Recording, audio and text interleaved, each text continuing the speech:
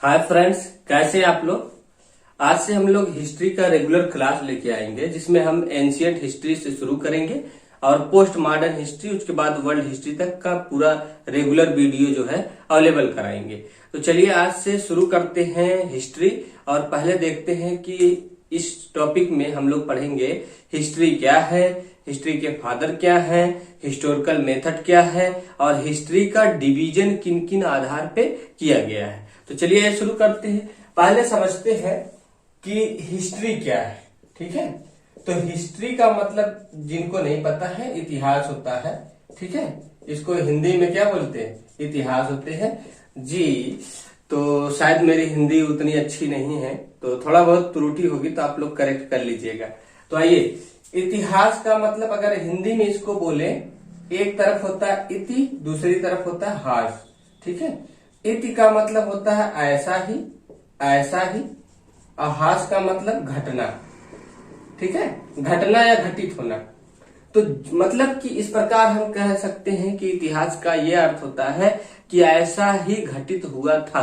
ठीक है, तो आइए अब इंग्लिश में देखते हैं। इंग्लिश में क्या है इतिहास। इतिहास को इंग्लिश में समझने से पहले ये समझते हैं हिस्टोरिकल मेथड क्या होता है। क्योंकि देखिए, हिस्ट्री को लिखने से पहले कुछ बेसिक से क्वेश्चन होते हैं इतिहासकारों के, जिसको वो फॉलो करते हैं, उसके बाद वो हिस्ट्री को राइट करते हैं। ठीक है, इसी मेथड को हम लोग हिस्टोरिकल मेथड यानी ऐतिहासिक तरीका कहते हैं। ठीक, जैसे कि हिस्टोरिकल मेथड क्या है। ठीक है, हिस्टोरिकल मेथड मतलब होता है तरीका। हिस्टोरिकल मेथड क्या होता है, तो इसकी डेफिनेशन हम ऐसे लिखते हैं कि these are the basic questions. ये सब जो है एकदम बेसिक का मतलब होता है आधारभूत, क्वेश्चंस का मतलब होता है क्या, प्रश्न। Followed by historians. हिस्टोरियंस का मतलब इतिहासकार। ठीक है, बिफोर राइटिंग हिस्ट्री। हिस्ट्री का मतलब इतिहास। ठीक है, जो इतिहास लिखता है उसको हिस्टोरियन बोलते हैं, इतिहास है ना, हिस्ट्री। यानी ये वे आधारभूत क्वेश्चंस हैं। ठीक है, जिनका इतिहासकार फॉलो करते हैं यानी पालन करते हैं इतिहास लिखने से ठीक पहले। क्या क्या होता है, आप सभी चीजों को ऐसे नहीं बोल सकते हैं ना कि अतीत की घटनाओं का अध्ययन करना क्या है, इतिहास है। The study of the past event is history. ये एकदम गलत डेफिनेशन होगी, क्योंकि इसको हम समझते हैं पहले हिस्टोरिकल मेथड क्या होता है। तो प्यारे बंधुओं, हिस्टोरिकल मेथड में सबसे पहले होता है डेट। ठीक है, दूसरे नंबर पे होता है डेट के बाद इसका लोकलाइजेशन। क्या होता है, लोकलाइजेशन। अभी सबकी हिंदी हम आपको बता रहे हैं। तीसरे नंबर पे होता है, ठीक है, ऑथरशिप। क्या होता है, ऑथरशिप। चौथे नंबर पे होता है एनालाइसिस। एनालाइसिस, तो एनालाइसिस। ठीक है, पांचवे नंबर पे होता है इंटेग्रिटी। छठवें नंबर पे जो है आपका हो जाता है टेक्चुअल, जिसको हम बोलते हैं एक शब्द में बोले क्रेडिबिलिटी। तो आइए सबको पहले समझते हैं डेट क्या होता है। डेट में राइटर, जो इतिहास लिखने वाला इतिहासकार होता है, वह इसको लिखता है कि वो जब हिस्ट्री लिखता है तो उसको देखता है कि ये रिटन था कि अनरिटन था। ठीक है, इतिहास लिखने का जो प्रोसेस है कि वह जो अपना तारीख लिख रहा है, ठीक, वह किस बेस पे लिख रहा है, वो सोर्स क्या है, मतलब सोर्स मतलब स्रोत क्या है, रिटन है कि अनरिटन। रिटन का मतलब होता है लिखित, अनरिटन का मतलब होता है अलिखित। यानी लिखित है कि अलिखित है, उसके इतिहास लिखने का जो डेट है, ठीक है, वह लिखित था पहले कि अलिखित था। लिखित में क्या हो सकता है उसका कहीं न कहीं किसी बुक में मेंशन रहा हो। ठीक, जैसे हम लोग ऋग्वेद की बात करते हैं, ऋग्वेद का कहीं ना कहीं मेंशन था, किसी न किसी बुक में मेंशन था। इसी तरह हम पुराणों की बात करते, पुराण किसी न किसी बुक में क्या है, मेंशन किए गए हैं। इसी तरह हम मौर्यन साम्राज्य की बात कर ले तो मौर्यन एम्पायर कहीं ना कहीं किसी न किसी बुक में क्या है, मेंशन है।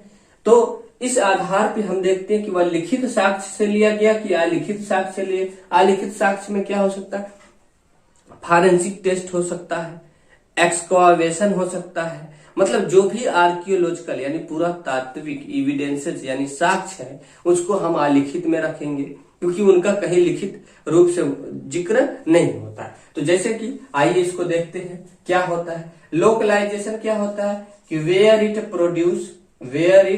प्रोड्यूस, यानी आप कहाँ के बारे में इतिहास लिख रहे हैं, जो घटना लिख रहे हैं वह किस जगह से संबंधित थी, उसकी लोकेलिटी क्या थी, लोकल एरिया क्या थी, ये भी बड़ा इंपॉर्टेंट होता है। इतिहास लिखने से पहले ये इतिहासकार जरूर एनालाइज करते हैं, यानी इतिहासकार सिर्फ डेट रिटन और आर्कियोलॉजिकल सोर्सों पे जो है क्या है पहले देखते हैं, फिर लोकलाइजेशन देखते हैं कि यह घटना किस एरिया से, किसी पर्टिकुलर एरिया से है कि लंबे एरिया में विस्तृत थी, कहाँ थी, उसको भी देखा जाता है। फिर देखा जाता है आथरशिप। आथरशिप का मतलब होता है, आथर माने होता है लेखक, इसको लिखा कौन है, ठीक, मतलब उस पूर्व में कौन लिखा था, अभी जो इतिहासकार होगा वह भी अपना नाम देगा। तो इसीलिए तो आप सुनते हैं अकॉर्डिंग टू, जैसे एक इतिहासकार अकॉर्डिंग टू मैक्स मूलर, ठीक है, according to Sampurnanand, according to AC Majumdar. क्यों ऐसा बोला जाता है, उनके अनुसार, क्योंकि उन्होंने आथरशिप उसको दिया है कि यह मेरे अनुसार यह फैक्ट ऐसा है। जब वो एनालाइज करते हैं इन सब चीजों पे तब वो अपना आथरशिप देते हैं, ठीक। एनालिसिस, उसके बाद क्या होता है प्यारे बंधुओं की एनालिसिस का मतलब उसका अवलोकन किया जाता है, ठीक है, अवलोकन किया जाता है कि यह सभी सारे तथ्य एनालाइज किया जाएगा रीजनिंग के आधार पे कि सच में ऐसा था कि झूठ। तो उस एनालिसिस के बाद जो है हम क्या करते हैं, जब इतना हो जाता है तो इंटेग्रिटी, सभी चीजों को, तथ्यों को, फैक्ट जितने होते हैं, एविडेंस जितने होते हैं, ठीक है, सबको हम जोड़ के एक जगह जो है एक मटेरियल के रूप में एकत्रित करके हम हिस्ट्री को लिखना क्या है, शुरू करते हैं। तो जब हम हिस्ट्री को लिखना शुरू कर देते हैं तो उसी को बोलते हैं इंटेग्रिटी। इंटेग्रिटी का मतलब अखंडता, मतलब उसको सभी खंडों को एक में जोड़ा जाए, ठीक। इसके बाद क्रेडिबिलिटी। क्रेडिबिलिटी का मतलब क्रेडिट, मार्केट में उसकी वैल्यू क्या है। अगर आप कोई सटीक लॉजिक नहीं देंगे, आपका परफेक्शन नहीं होगा, तो उस पे क्या है कि लोगों का जो बिलीव एक को पैसा नहीं होगा, ठीक। तो ऐसे में जरूरी ये है कि आपके फैक्ट बहुत सही होने चाहिए, आपकी लॉजिक एकदम करेक्ट होने चाहिए, तब जाके आप क्या बोलते हैं, उसकी मार्केट में क्या रहेगी, क्रेडिट रहेगी। अब देखिए, जैसा कि डेट हो गया, लोकलाइजेशन हो गया, आथरशिप हो गया, एनालिसिस हो गया, इनको हम बोलते हैं हिस्टोरिकल मतलब ऐतिहासिक क्रिटिसिज्म मतलब ऐतिहासिक समालोचना। समालोचना में क्या होता है, क्रिटिसिज्म में क्या होता है, अच्छाई और बुराई दोनों चीजों का, दोनों पहलुओं का, दोनों एस्पेक्ट का हम क्या करते हैं, एनालिसिस करते हैं। तो इस चीज को हम क्या बोलते हैं, हिस्टोरिकल क्रिटिसिज्म। हिस्टोरिकल क्रिटिसिज्म में डेट हो गया, लोकलाइजेशन हो गया, आथरशिप हो गया, एनालिसिस हो गया। जरूरी नहीं है कि आप इसी क्रम में लिखें, पहले लिख सकते हैं कि आथरशिप हो गया, लोकलाइजेशन हो गया, एनालिसिस हो गया, आपको याद होना चाहिए। लेकिन कहा जाता है कि क्रम तो यही होता है कि पहले वो किस, उसकी सोर्स क्या है, सोर्स होगा तभी तो भाई आप उसके बारे में आगे जो है प्रक्रिया को बढ़ाएंगे, नहीं होगा तो कैसे बढ़ाएंगे। तो इस चीज को, इन चारों को बोला जाता है क्या, ऐतिहासिक क्रिटिसिज्म, ठीक है। इसके बाद क्या है, एनालिसिस के बाद जैसे इंटेग्रिटी होता है, इंटेग्रिटी को हम बोलते हैं इंटरनल। जब इंटेग्रिटी हो जाएगा, इंटीग्रल क्रिटिसिज्म, ये कि मतलब जब इंटेग्रल तक जो होता है कि जब हम उसको इंटीग्रेट कर देते हैं, इंटीग्रल पार्ट हो जाता है, तभी से उसकी बुराइयां जो है तमाम इतिहासकार लोग पे जो है सवाल खड़ा करने लगते हैं। जब वो फैक्ट दिया जाता है तो वह इतिहासकार उन सभी फैक्टों को उनके सामने क्या है प्रस्तुत करता है। तो यहाँ तक जो क्रिटिसिज्म होती है उसको बोलते हैं इंटरनल। इंटरनल का मतलब अभी उस लोकल एरिया से बाहर नहीं गया। अगर इंडिया के परिप्रेक्ष्य में है तो विद इन इंडियन, है ना, भारतीयों के बीच में उसकी क्रिटिसिज्म होगी, आउटसाइड अभी नहीं जाएगा। क्यों? क्योंकि जब उसकी क्रेडिबिलिटी हो जाएगी, क्रेडिबिलिटी हो जाएगा, मार्केट में क्रेडिट हो जाएगा, तो उसको पब्लिश कर दिया जाएगा लोगों के सामने। जब लोगों के सामने पब्लिश हो जाएगा, प्रकाशित हो जाएगा, तब क्या होगा कि एक्सटर्नल क्रिटिसिज्म होगा। एक्सटर्नल का मतलब कि जो है विदेशी लोग भी इसकी क्रिटिसाइज करेंगे। क्यों करेंगे? क्योंकि भाई वो भी पढ़ेंगे, वो आपके एनालाइज जो है और आपके रीजनिंग और आपके फैक्ट को देखेंगे कि आपने सही लिखा है कि झूठ लिखा है। तो इस बेस पे क्या होता है, इसको बोलते हैं एक्सटर्नल क्रिटिसिज्म। यानी जब प्रक्रिया 5 तक हो जाएगी तो उसको हम बोलेंगे, सिर्फ 4 को बोलेंगे हिस्टोरिकल क्रिटिसिज्म, 5वीं को बोलते हैं इंटरनल, 6वीं को बोलते हैं एक्सटर्नल। इन 6 प्रक्रिया जब शामिल हो जाएगी तभी हम आपको मतलब जितना ये 6 जितने हैं पूरे एकदम कंप्लीट हो गए, तब उसका एक्सटर्नल क्रिटिसिज्म चालू हो जाएगा। तो विदेशी भी आएगा, रिसर्च करेगा, फॉरेनर हिस्टोरियन जो होगा वो भी आएगा, क्या है, रिसर्च करेगा कि आपके फैक्ट सही हैं या नहीं है। तो उस पर और डिबेट होगी, क्रिटिसिज्म होगी, तब सभी लोग मिल के अपना अपना जो है कुछ ना कुछ उसमें ऐड करेंगे, अपना व्यू ऐड करेंगे, वो अपना फैक्ट प्रस्तुत करेंगे। तो उसके बाद होता है करेक्शन। ठीक है, तो आई होप आप इसको समझ गए होंगे।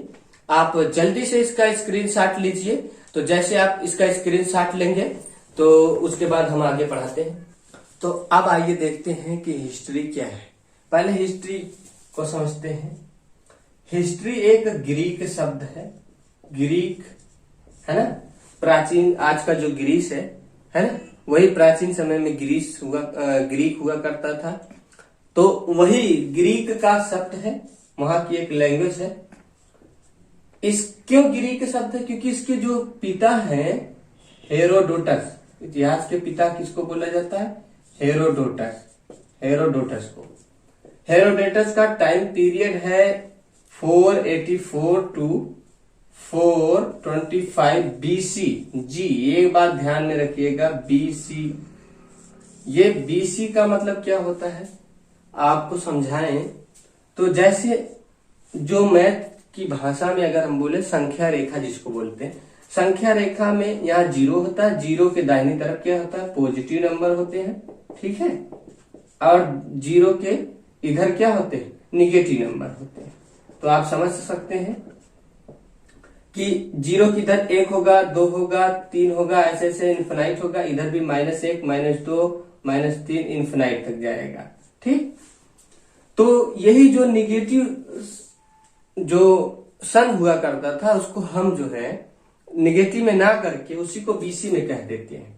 बीसी तो आपको पता है कि यह मतलब जैसे 0 पे पहुंचेंगे, 0 के बाद जो शुरू होगा इधर होगा एडी, है ना, इधर होगा क्या? बीसी। एडी का जो सब फुल फॉर्म होता है एनाडोमनी होता है, उससे कोई लेना देना है नहीं आपका, और इसका बिफोर क्राइस्ट होता है। ठीक है, तो इससे भी आप कुछ नहीं, बस खाली आप इसको जानिए। इसको क्या बोलते हैं? ईसवी, इसी को बोलते हैं, ठीक है, ईसवी, है ना। इसको क्या है? बीसी बोलते हैं, before the birth of Jesus Christ, ऐसा माना जाता है। तो आप देख रहे हैं कि ये उल्टे चल रहा है। पहले क्या आएगा? 400 आएगा, फिर 300 आएगा, फिर क्या आएगा? 100 आएगा, है ना, माइनस में। तो यही क्या है? बीसी हमेशा उल्टे लिखी जाती है। एडी क्या होती है? 1 से लेके आगे तक लिखी जाती है। यहाँ 99 या 100 जो भी लिखना है ऐसे लिखेंगे, 1000। लेकिन क्या है, अगर ये बीसी रहेगा तो पहले, इसीलिए हमने लिखा है 484 से 425 बीसी, यानी बीसी लिखे हैं। तो उसका आप कोई इशू नहीं है, आप समझ गए होंगे। और इसमें आते हैं तो हेरोडेटस ऐसा नहीं कि ये रियल फादर थे, जी नहीं। कौन इतिहास लिखा है कौन जानता है? कोई नहीं जानता। लेकिन इनको एक्लेम्ड किया जाता है। एक्लेम्ड का मतलब क्या होता है? माना जाता है, ठीक है, ज्यादातर मत जो है इनको इतिहास का पिता मानता है, इसीलिए एक क्लेम्ड फादर है। ठीक है, क्योंकि आज के हिस्टोरियन कैसे बता सकते हैं कि वही शुरुआत किए थे, हो सकता है उससे पहले कोई किया हो, एविडेंस नहीं है, लेकिन इसीलिए एक क्लेम्ड फादर जो है हेरोडोटस को माना जाता है। ठीक है, शब्दों की बारीकी को आप जरूर समझिएगा, तभी आपका जो है बड़े लेवल का कंपटीशन आप बीट कर पाएंगे। अगर आप यहाँ से net, JRF, TGT, PCT, UPSC या सीजीएल का, एसएससी सीजीएल का एग्जाम देना चाहते हैं तो आप बेहद बहुत इंटरेस्टिंग पॉइंट सीख सकते हैं। ठीक है, आसानी से डील कर सकते हैं। इसीलिए हिस्ट्री एक ग्रीक शब्द है। तो हिस्ट्री जो ग्रीक शब्द था हिस्टोरिया, इसे हिस्टोरिया इससे बना था। इसका मतलब जो होता है मीन होता है, मीन से मतलब अर्थ। इसका अर्थ होता है कि इंक्वायरी, ठीक है, इंक्वायरी जिसको हम इन्वेस्टिगेशन बोलते हैं। क्या बोलते हैं? इन्वेस्टिगेशन, जांच। इस प्रकार उस समय के जो इतिहासकार थे उन्होंने कहा कि द नॉलेज एक्वायर्ड का मतलब क्या होता है? प्राप्त करना। एक्वायर्ड बाय इन्वेस्टिगेशन, तो वह ज्ञान जो इन्वेस्टिगेशन का मतलब, इंक्वायरी का मतलब जांच होता है, जांच पड़ताल करना। ठीक है, तो वह ज्ञान जो जांच पड़ताल करके प्राप्त किया जाता था, किसके? अतीत के घटनाओं का, उसी को क्या बोलते थे? इतिहास बोलते थे। तो the knowledge acquired by the investigation of the past events is called history. ठीक है, उसी को क्या बोलते थे? इतिहास बोलते थे। ये उस समय डेफिनेशन ऐसा दिया गया। ये इन्वेस्टिगेशन अपने आप में बहुत बड़ा टर्म है, क्योंकि इन्वेस्टिगेशन में क्या होता है बंधुओं की? रिटेन और आर्कियोलॉजिकल। ठीक है, रिटेन और आर्कियोलॉजिकल, ठीक, दोनों एविडेंसेस को लिया जाता है। अब आर्कियोलॉजिकल अपने आप में बड़ा शब्द है, फॉरेंसिक भी हो सकता है। ठीक है, कि ये जो फॉरेंसिक जांच है इसको भी आप इंक्लूड इसमें करेंगे, फॉरेंसिक जांच को इंक्लूड करेंगे। लेबोरेटरी टेस्ट है, कार्बन डेटिंग हो गया। ठीक है, कार्बन डेटिंग हो गया, ये सब भी आप देखते हैं। उसके बाद क्या है कि कार्बन डेटिंग हो गया, कार्बन डेटिंग के बाद एक्सकावेशन यानी खुदाई से जो भी साक्ष्य मिले। ठीक है, एक्सकावेशन यानी खुदाई से जो भी साक्ष्य मिले, इन सबको इंक्लूड करके तब आप बोलते हैं पुरातात्विक। पुरातात्विक अपने आप में बहुत बड़ा टर्म है। तो रिटन में भी क्या हो सकता है? तमाम वो जो सोर्स हैं उस कहानी के बारे में, उस इतिहास के बारे में लिखे गए होंगे, सबको कलेक्ट करके तब लिखा जाता है इतिहास। उसको देखा जाता है कि उसके फैक्ट सही हैं कि नहीं है। तो इतिहास इसीलिए कहा जाता है कि इतिहास जिसको कह दिया गया तो ऐसा श्योर है कि घटित हुआ है। अब उसमें भी इसके तथ्य को देखेंगे कि इतिहास 80% सही है, हो सकता है 80% सही हो, 20% तथ्य नहीं मिला हो तो उसमें मिथोलॉजी हो सकता है 90% सही हो। ठीक है, हो सकता है 100% सही हो। ठीक, तो ये तथ्यों के आधार पे हम लोग बोलते हैं कि इतिहास, बहुत एनालिसिस के बाद बोलते हैं क्या? हिस्ट्री। तो आई होप आप हिस्ट्री समझ गए होंगे। फिर देखिए, इसकी इतनी डेफिनेशन पर्याप्त नहीं है। आज के समय में बोलते हैं, इसको थोड़ा सा और बढ़ा दिए। क्यों बढ़ा दिए? क्योंकि आज के समय में इसी में हम लोग 2-4 जो है वर्ड और मॉडर्न ऐड कर दिए कि the scientific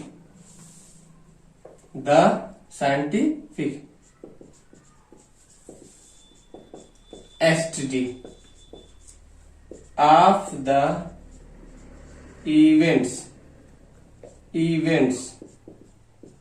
of the past.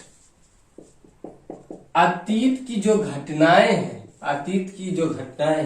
Events of the past मतलब अतीत की जो घटनाएं हैं उनका जब हम साइंटिफिक देखिए बहुत बड़ा टर्म है अपने आप में, साइंटिफिक स्टडी करते हैं, तकनीकी रूप से, वैज्ञानिक रूप से अध्ययन करते हैं, उस चीज को हम क्या बोल देते हैं? इतिहास बोलते हैं। तो आई होप आप इसकी डेफिनेशन समझ गए होंगे, क्योंकि आपको याद होना चाहिए साइंटिफिक, आज के समय में साइंटिफिक जब जोड़ा जाता है तो उसमें तमाम वो टेक्नोलॉजी हो गया, टेस्ट हो गया, ठीक है, यूरेनियम डेटिंग हो गया, कार्बन डेटिंग हो गया, एक्सकॉवेशन हो गया, आर्कियोलॉजिकल हो गया, फॉरेंसिक टेस्ट हो गया, इन सभी की बारीकियों को परखा जाता है, जांचा जाता है, तब उसको हिस्ट्री का नाम दिया जाता है। तो आई होप आप मेरी बात समझ गए होंगे। ठीक, तो अब हम इसके बाद हम लोग देखते हैं कि division of the history, history का डिवीजन किन किन आधार पे किया गया है, ठीक है, उसको समझते हैं। तो थोड़ा सा आप 1 सेकंड के लिए स्क्रीनशॉट ले लीजिए इसका। तो आइए देखते हैं कि डिवीजन ऑफ द हिस्ट्री, ये जो डिवीजन ऑफ द हिस्ट्री है, ठीक है, आप समझ पा रहे होंगे कि डिवीजन ऑफ द हिस्ट्री किस किस आधार पे हम लोग करते हैं, है ना। इतिहास का विभाजन, डिवीजन का मतलब होता है विभाजन, यानी बंटवारा, जिसको बोलते हैं विभाजन, ठीक, विभाजन। तो आई होप आप क्लियरली समझ रहे हैं। तो इतिहास का विभाजन किस आधार पे करते हैं, तो पहला जो है डिवीजन हम लोग करते हैं कि इसका जो डिवीजन करते हैं वह होता है बेस्ड ऑन हिस्टोरिकल मेथड। किस पे? Historical method. तो ये जो ऐतिहासिक मेथड है, इस आधार पे जब हम इसका बंटवारा करते हैं तो इसको 3 भागों में बांटते हैं। अभी हमने आपको बताया हिस्टोरिकल मेथड का मतलब क्या हो गया अभी, कि हिस्टोरिकल मेथड में हमने आपको 6 चीजें बताई थी। उन चीजों को शॉर्टकट में समझते हैं कि इधर हो गया रिटन, इधर क्या हो गया रिटन, इधर हो गया क्या आर्कियोलॉजिकल। 2 एविडेंस हो गए, दोनों एविडेंस हैं, ठीक है। अब देखिए, सिर्फ क्या एक्सकवावेशन, आर्कियोलॉजिकल का मतलब जो भी जमीन के अंदर से खोद के निकाला जाए सब आर्कियोलॉजिकल है, पूरा तात्विक है, ठीक है। क्या हम सिर्फ आर्कियोलॉजिकल बेस पे बोल दे इतिहास है, क्या हम रिटन बेस पे बोल दे इतिहास। रिटन बेस पे तो ऐसा भी बोला जा सकता होगा, ठीक है, बढ़ा चढ़ा के, जो आज के समय में जो है पॉसिबल नहीं है उस समय, कि अगर हम कुछ भी बोल दे किसी, पहली बात तो जब आप इतिहास पढ़ें तो किसी धर्म और जाति, कम्युनिटी, संप्रदाय को बीच में मत लाइएगा, नहीं तो इससे क्या होगा, आप ये समझेंगे कि पर्टिकुलर ये जो टीचिंग है वह उसका अपोज कर रही है, तो इससे आप सीख भी नहीं पाएंगे, आपकी फीलिंग्स क्या होगी, हर्ट होगी। आप एकदम न्यूट्रल होकर पढ़िएगा, ठीक। तो जैसे हम बोले कि किसी व्यक्ति को बोले, ठीक, क्या जो है हम किसी ग्रंथ और किसी धर्म पे क्वेश्चन मार्क नहीं करते, लेकिन आपको एक बार कॉन्सेप्ट समझना होगा। हम अगर बोल दें कि उसने 1 गोली दागा, ठीक है, और 20 जो है बड़े बड़े मोटे मोटे आम के जो पेड़ थे सब गिर गए, तो क्या सिर्फ 1 गोली से, बुलेट से गिर सकते? पॉसिबल नहीं। तो इसको क्या है, थोड़ा सा बढ़ा चढ़ा के बोला। तो इस तरह रिटन में तो हम कुछ भी लिख देते हैं, ठीक, रिटन में हम कुछ भी लिख देते हैं। आपने देखा होगा तमाम कवियां थे एंशिएंट में, हम लोग आगे भी देखेंगे कि वो क्या करते थे कि राजाओं की प्रशंसा, मतलब उनकी तारीफ, झूठा तारीफ करने के लिए इतना बढ़ा चढ़ा के लिखे हैं, तो उसको हम इतिहास नहीं बोल सकते। जब रियलिटी देखा जाता तो ऐसा कुछ नहीं है, ठीक है। तो आइए देखते हैं कि सिर्फ इसके आधार पे हम इतिहास नहीं कहेंगे, सिर्फ इसके आधार पे भी इतिहास नहीं कह सकते, ठीक है। तो इतिहास दोनों का समाकलन होना जरूरी है, कि अगर रिटन मिल गया, रिटन को ज्यादा प्रायोरिटी दी जाती है, रिटन मिल गया तो ठीक है, आर्कियोलॉजिकल मिल गया तो भी ठीक है। सिर्फ ये मिलेगा तब भी इतिहास होगा, ये मिलेगा तब भी इतिहास होगा, लेकिन कैसा इतिहास होगा उसको आइए समझने की कोशिश करते हैं। आज का जो इतिहास है, आज का, प्यारे बंधुओं, जो आज का इतिहास है उसमें जो बात ये बोलता है, यानी आर्कियोलॉजिकल से जो भी खुदाई के साक्ष्य मिलते हैं वो इसी के बारे में बोलते हैं। जो ये होते हैं दोनों चीज क्या होती है, सेम होती है, तब हम उसको इतिहास बोलते हैं। यानी खुदाई से जो भी एविडेंस मिले वो लिखित रूप में जो एविडेंस हो, दोनों को साथ साथ मैच होना जरूरी है। अगर मैच नहीं होगा तो हम उसको पूर्ण रूप से इतिहास नहीं मानते हैं, ठीक है। जैसे आइए देखते हैं, इसीलिए हिस्टोरिकल मेथड के आधार पर हम इसको 3 भागों में डिवाइड करते हैं। नंबर 1 होता है हमारा प्री हिस्ट्रिक, है ना। नंबर 2 होता है प्रोटो हिस्ट्रिक, और नंबर 3 होता है हिस्ट्रिक। तो आई होप आप समझ गए होंगे, ठीक। आइए देखते हैं कि प्री हिस्ट्रिक क्या होता है, प्रोटो हिस्ट्रिक क्या होता है, हिस्ट्रिक क्या होता है। हिस्ट्रिक तो आप समझ गए कि इसके रिटन जो साक्ष्य हैं, ठीक है, ये भी मिलेंगे, जो आर्कियोलॉजिकल साक्ष्य हैं वो भी मिलेंगे, दोनों मिलेंगे। पुरातात्विक साक्ष्य भी मिलेगा, ये भी मिलेगा, और दोनों एक दूसरे से मैच करेंगे। ये नहीं कि ये कुछ बोले ये कुछ बोले, नहीं, थोड़ा मिसमैच चलेगा, लेकिन पूर्ण रूप से मिसमैच होगा तब वो ये इतिहास हिस्ट्री पीरियड में जो है नहीं रखा जाएगा, उस पर सवाल रहेंगे, ठीक है। तो आइए देखते हैं, जैसे ये क्या होता है, हिस्टोरिकल मेथड उन्हीं को कहते हैं कि जिसमें रिटन सिस्टम था, मतलब भाई रिटन था तभी तो राइटिंग लिखना पढ़ना लोग जानते थे, तभी तो उसको आप बोलते हैं कि रिटन सिस्टम था, ठीक है। अदरवाइज तो खुदाई से सिर्फ पता चलेगा, ठीक है। जैसे कि हम इसको देखते हैं कि इसको हिंदी में बोलते हैं ऐतिहासिक, इसको क्या बोलते हैं, ऐतिहासिक, इसको बोलते हैं आद्य ऐतिहासिक, आप समझ रहे होंगे। इसको बोलते हैं प्राग ऐतिहासिक, ठीक है। तो प्राग ऐतिहासिक, ठीक है, और आद्य ऐतिहासिक, इसको सही कर लीजिएगा, मैंने पहले आपको बताया कि मेरी हिंदी उतनी बढ़िया नहीं है। प्राग ऐतिहासिक, अगर हम फिर से लिख देते हैं, प्राग ऐतिहासिक, ठीक, प्राग ऐतिहासिक। तो ये जो प्राग ऐतिहासिक है, इसको समझने की कोशिश करते हैं। देखिए, प्राग ऐतिहासिक, आद्य ऐतिहासिक, सब में अंतर यही होता है हिस्टोरिकल मेथड का। क्या अंतर होता है कि जो प्रोटो हिस्ट्रिक पीरियड होता है, आद्य ऐतिहासिक पीरियड होता है, इसमें 2 साक्ष्य तो मिले हैं, ठीक, एक मिला है रिटन, दूसरा मिला है आर्कियोलॉजिकल, ठीक है। अब आर्कियोलॉजिकल इतने पे आप समझिएगा, लेकिन दिक्कत इस बात की है ना प्यारे बंधु, कि ये जो रिटन साक्ष्य मिला तो है, लोग लिखना पढ़ना जानते थे, लेकिन आज तक इसको पढ़ा नहीं जा सका। इसी को अंग्रेजी में बोलते हैं डेसिफर, क्या बोलते हैं, डेसिफर। तो ये डेसिफर्ड नहीं है ना, तो डेसिफर्ड नहीं है तो इसको क्या बोलते हैं, अनडेसिफर्ड।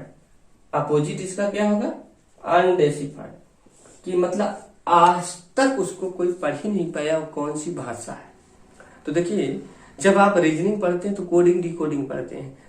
कोडिंग क्या होता है, किसी भी स्क्रिप्ट में लिखा हुआ। डिकोड क्या होता है, आप पढ़ लें और उसको समझ जाएं तो आप डिकोड कर ले गए, ठीक। तो ये आज तक डिकोड नहीं हो पाया, लेकिन आर्कियोलॉजिकल साक्ष्य मिले हैं, इसके साक्ष्य भी, दोनों के साक्ष्य मिलते हैं। देखिए, पूछेगा कि प्रोटो हिस्ट्रिक में रिटन साक्ष्य अवेलेबल नहीं होता है। जी बिल्कुल गलत बात है, अवेलेबल होता है, लेकिन वो पढ़ा नहीं जा सकता है, ठीक है।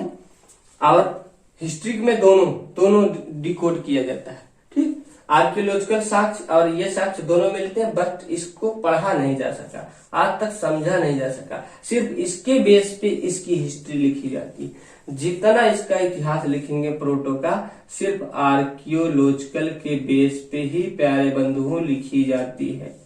पुरातात्विक आधार पे हम इसके इतिहास को लिखते हैं। जैसे कि इस प्रक्रिया में हम किसको रखते हैं, IVC, इंडस वैली सिविलाइजेशन को इसी में रखा जाता है। तो इसके जितने भी साक्ष्य लिखित तो मिले हैं, आज तक कोई पढ़ ही नहीं पाया क्या कौन सी भाषा है, ठीक। आर्कियोलॉजिकल क्या है, ये मिले हैं, इसी आधार पे हम इसका इतिहास आज के इतिहासकार लिखे हैं, ठीक है। तो इसलिए इसको इसमें रखा जाता है। हिस्ट्री क्या हो गया, दोनों मिलेंगे, साक्ष्य तो दोनों मिलेंगे, ये भी मिलेगा ये भी मिलेगा, लेकिन इसको पूर्ण रूप से डिकोड किया जाएगा। डिकोड का मतलब पढ़ा जा सकता है, तो इसको पढ़ा जा सकता है। जब इसको पढ़ लेंगे तो हम समझ जाएंगे बतिया जो है आर्कियोलॉजिकल वाली, वो जो है फिर रिटन वाली, दोनों सेम सेम है, इसलिए क्या है कि इनको हम हिस्ट्री बोलेंगे। अब आते हैं इस पे क्या है, प्री हिस्ट्री। प्री हिस्ट्री क्या है, यहाँ पे जो है सिर्फ आर्कियोलॉजिकल एविडेंसेस मिले हैं, सिर्फ आर्कियोलॉजिकल एविडेंसेस मिले हैं, no written evidence, no written evidence, एक अभी लिखित साक्ष्य नहीं मिला है। ठीक है, ये मिला ही नहीं। तो अगर आपसे कोई पूछे कि प्राग ऐतिहासिक यानी जो है प्री हिस्ट्रिक पीरियड क्या है, तो आप ये बोल सकते हैं कि this is the period in which no written evidences found but archaeological evidences are found, मतलब पाया गया है।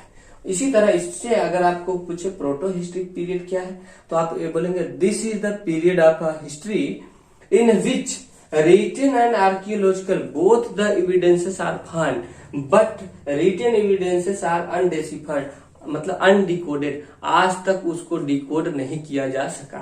तो हिस्ट्री क्या होता है, this is the period in which written and archaeological both the evidences are found but totally decoded, पूर्ण रूप से क्या होता है, डेसिफाइड होता है, यानी पढ़ा जा सकता है। तो आई होप आप समझ गए होंगे। आप इसका थोड़ा सा एक सेकंड स्क्रीनशॉट लीजिए, फिर आगे अगला डिवीजन बताते हैं।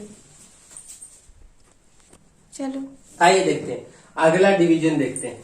तो अभी हमने देखा कि एक डिवीजन जो था बेस्ड ऑन कहाँ था, हिस्टोरिकल मेथड था। दूसरा डिवीजन होगा बेस्ड ऑन सोशियो, ठीक है, सोशियो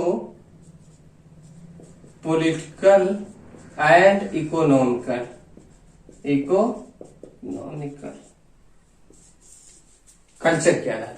ठीक, अब देखिए अगला डिवीजन हम करेंगे सोशियो यानी सामाजिक, राजनैतिक और आर्थिक। ठीक है, कई बार इसको आपको सिर्फ इतना देगा सोशियो इकोनॉमिकल एंड पॉलिटिकल, ठीक है, या सोशियो पॉलिटिकल डिवीजन दे देगा, तो आप कंफ्यूज मत होइएगा। मतलब सामाजिक, राजनैतिक और आर्थिक जो बंटवारे के आधार पे, कल्चर के आधार पे, यानी यहाँ कल्चर आप जोड़ लीजिए, सभ्यता के आधार पे हम इसका क्या करते हैं, डिवीजन करते हैं। जब इस आधार पे डिवीजन करते हैं तो अभी हम आपको उसकी पूरी डेफिनेशन समझाते हैं। तो इसको पहले करते हैं एंशियंट में, किसमें करते हैं, एंशियंट में, दूसरा करते हैं मिडिवल में, तीसरा करते हैं मॉडर्न में। ठीक है, मॉडर्न को भी दो भागों में बांट दिया गया है ना। एक हो गया जो है कि बिफोर 1947, एक हो गया आफ्टर, ठीक है, 1947। इसी को कई बार पोस्ट इंडिपेंडेंस इंडिया बोलते हैं, इंडिपेंडेंस इंडिया, भारत के परिप्रेक्ष्य में। इसको बोलते हैं pre independence India, pre independence पूरा नहीं लिखेंगे, आएगा नहीं, इंडिपेंडेंस इंडिया। तो आई होप आप समझ गए होंगे। ठीक, इसमें क्या होता है, मिडिवल, मिडिवल को हिंदी में बोलते हैं मध्यकालीन, मध्यकालीन। ये हो गया हमारा प्राचीन। ठीक है, ये क्या हो गया, प्राचीन। आइए इसको बोलते हैं आधुनिक, क्या बोलते हैं, आधुनिक। ठीक, इस आधार पे करते हैं। क्यों इस आधार पे, क्योंकि इस समय का जो सोशल स्ट्रक्चर था एंशियंट में हम देखेंगे कुछ और होगा, मिडिवल में हम देखेंगे कि पूर्ण रूप से क्या होगा, इस्लामिक होगा, ज्यादातर इस्लामिक कल्चर होता है। ठीक है, और जो पॉलिटिकल स्ट्रक्चर होता है ज्यादातर जो है ईरानी और तुर्की बेस्ड पे होता है। ठीक है, उसी तरह इकोनॉमी होता है। ठीक, मॉडर्न में हम देखते हैं कि तीनों का क्या है, मिक्सचर होता है इसका, और इससे कहीं आगे एडवांस निकल जाते हैं। तो आई होप आप समझ गए होंगे। फिर अगले हम देखेंगे, नेक्स्ट वीडियो से हम लोग पढ़ेंगे एंशियंट हिस्ट्री। एंशियंट हिस्ट्री में हम लोग देखेंगे क्या, पहले देखेंगे कि एंशियंट हिस्ट्री का डिवीजन जब हम लोग करेंगे तो 3 खंडों में करके करेंगे। पहले जो है देखेंगे कि प्री हिस्ट्री, फिर देखेंगे प्रोटो हिस्ट्री, और फिर देखेंगे क्या कि एंशियंट हिस्ट्री। मतलब इसमें आपको समझाएं ऐसे, तो इसी का भाग है प्री हिस्ट्री। ठीक है। प्री हिस्ट्री को एंशियंट में रख दिया गया, ठीक है। प्रोटो को भी इसी में रख दिया गया, ठीक है। और हिस्ट्री को भी इसमें रख दिया गया, ठीक है। इसमें हम पढ़ेंगे आईवीसी, इंडस वैली सिविलाइजेशन को। इसमें हम पढ़ेंगे 3 बेसिकली। तीनों कौन कौन से हैं? पेलियोलिथिक,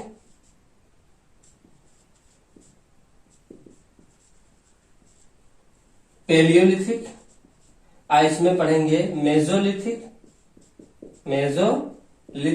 और इसमें तीसरा पढ़ेंगे नियोलिथिक, ठीक है। तो इन तीनों को पढ़ने के बाद यानी पूरा पाषाण काल, मध्य पाषाण काल और नवपाषाण काल, ठीक है।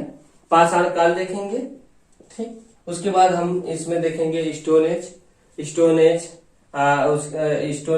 और फिर उसके बाद जो है चाकोलिथिक। इन सब पीरियड को पढ़ने के बाद अब आएंगे हम लोग हिस्ट्री में, देखेंगे कि कब से हमको जो है रिटेन एविडेंस मिलने लगा। तो एंशियंट में जैसे कि ऋग्वैदिक पीरियड पढ़ेंगे, ठीक है। ऋग्वैदिक पीरियड पढ़ेंगे और ऋग्वैदिक के बाद, ठीक है। यहाँ पे आईवीसी मतलब इंडस वैली सिविलाइजेशन, जिसको हड़प्पा सिविलाइजेशन के नाम से भी जाना जाता है। तो सबको डिटेल से एक एक करके पढ़ेंगे। तो पहले हम लोग शुरू करेंगे प्री हिस्ट्री से, एंशियंट हिस्ट्री से। एंशियंट हिस्ट्री के बाद आएंगे जो है मिडिवल पे, उसके बाद मॉडर्न पे। तो आई होप आप समझ गए होंगे। अगर आपको वीडियो अच्छा लगे तो लोगों तक पहुंचाइए, क्योंकि बहुत से ऐसे कैंडिडेट हैं उनको मार्केट में जो है एकदम सॉलिड जैसा चाहिए, कंपटीशन बेस्ड पे उनको जो है मटेरियल नहीं मिल पाता है। और ऐसे तो तमाम चैनल हैं, तमाम यूट्यूबर्स हैं, और हम तो अभी इसमें कदम रख रहे हैं। लेकिन जो सॉलिड मटेरियल आपको प्रोवाइड कर रहे हैं, आप 50 चैनल देख लीजिएगा, आप पाएंगे नहीं, ठीक है। इसलिए आप इस पे जो है अगर आपको कुछ सीखने को मिलता है तो दूसरों तक प्लीज पहुंचाएं।